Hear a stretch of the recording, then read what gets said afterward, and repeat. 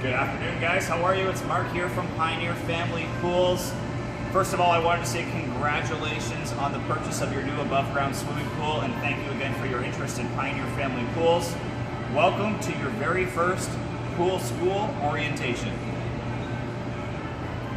So the equipment you have sitting beside your pool in your very own backyard should look very similar, if not identical, to the setup that we have here in the showroom in Barrie. The first piece of equipment we have is the pump. The pump's job is to draw the water out of the skimmer through the filtration system.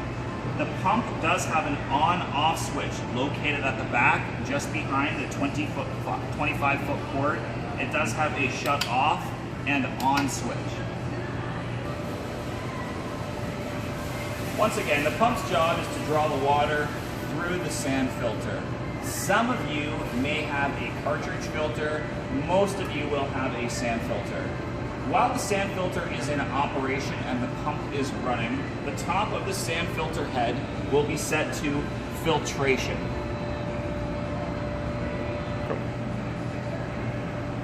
At Pioneer Family Pools, we suggest that you backwash your sand filter weekly, depending on usage, of course.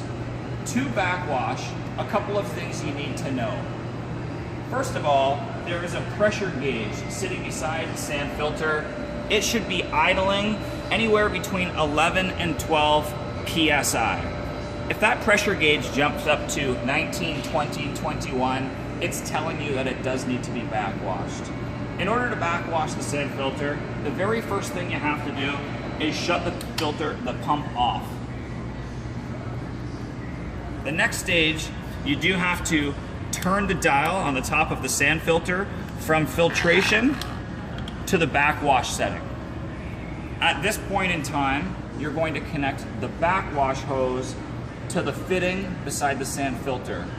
The fitting should be located in the box with the sand filter. You are going to connect your backwash hose that is included in the maintenance kit to the fitting. At this point in time, we're going to ask that you turn your pump on. What that's going to do is backwash the filter and start to discharge water and debris that's built up into the filter. We recommend that you backwash the sand filter anywhere from 30 seconds to 60 seconds. Following the backwash, we also recommend that you rinse the sand filter. In order to rinse the filter, once again, do not change the head setting until the pump is in the off position. At that point in time, change the head dial to the rinse setting and turn your pump on. Rinse the sand filter for anywhere between 5 seconds and 25 seconds, or until the sight glass goes clear. After the rinse is completed, turn the pump off and turn the filter head setting back to filtration. At this point in time, you can turn on your pump and continue filtering.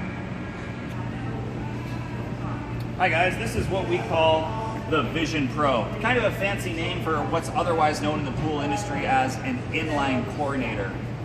Your first cap on the left has a dial on the top from 1 to 5. So you as the homeowner can regulate how much chlorine you're allowing into the swimming pool. There's a second cap just beside it. It says Nature 2 on the top. That is the mineral cartridge. It significantly cuts down on the demand of chlorine and really conditions the water. There's nothing you have to do with the Nature 2 cartridge. There's no on-off switch. It lives in the second canister here.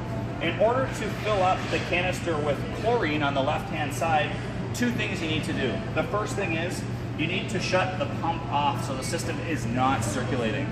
The second thing we ask that you do is to turn both shutoff valves so that they are perpendicular to the plumbing. When the shutoff valve is in line with the plumbing, the system is open. Close the system, turn the pump off, you can remove the head on the canister and load it up with chlorine. Hi again, Mark here from Pioneer. So we're going to show you how to vacuum your above ground swimming pool. Whether you're using an automatic suction cleaner or you're using handheld manual vacuum equipment that comes with your complete kit, here is how you do it step by step. First thing you do is connect all of the vacuum hoses. There will be a multitude of hoses to make up the length for the swimming pool. You're going to connect those. The other end of the vacuum hose does need to be primed. In order to do that, we recommend that you put the end of the vacuum hose up to the return jet of the swimming pool. What this does is it prevents any airlocks and pushes the air out of the vacuum hose. You may see the vacuum do a bit of a burp and bubble and slowly sink to the floor of the pool. Here's how we do it. I would recommend anywhere from 10 to 15 seconds priming the vacuum hose.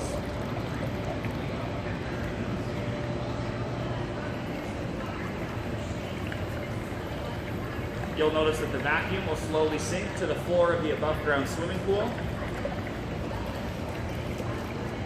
The next step is to feed the vacuum hose through the skimmer and insert directly into the bottom of the skimmer with the pump on. You'll notice that the vacuum will begin to chug and vacuum automatically. Hi guys, Mark here from Pioneer Pools. So your Hayward saltwater system is, let's do this again. I'm pretty good at one take. No. Hi guys, Mark here from Pioneer Pools. Your Hayward salt system is composed of two elements. First one is your Hayward automated panel. The second one is your Hayward salt cell. You'll notice that there will be a 15-foot cord connecting both of them with electricity. You should have received the appropriate amount of bags of salt for your above ground swimming pool for startup, okay? We're gonna recommend that you add the bags of salt into the body of water once the water has reached a temperature of 65 degrees Fahrenheit or warmer. Once the salt has been added to the swimming pool, we're going to ask that you bring in a water sample to the store to be tested 48 hours following that. On your automated panel, there is a screen that opens up, and this is where you control the saltwater system.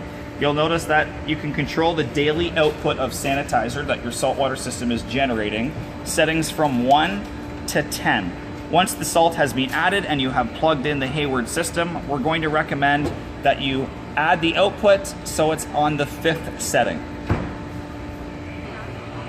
Once you have adjusted your daily output of sanitizer to 5, you will notice that the generating chlorine light will be green, okay? There is a setting to the right-hand side titled Super Chlorinate. That can be used weekly or after heavy usage. Once that is pressed, you'll notice that the Super Chlorinate button will be flashing green. Super chlorinating. We don't recommend that you swim in the pool until 8 hours following super chlorination. So by now, you should have a general understanding of how your above ground swimming pool works. Welcome to the Pioneer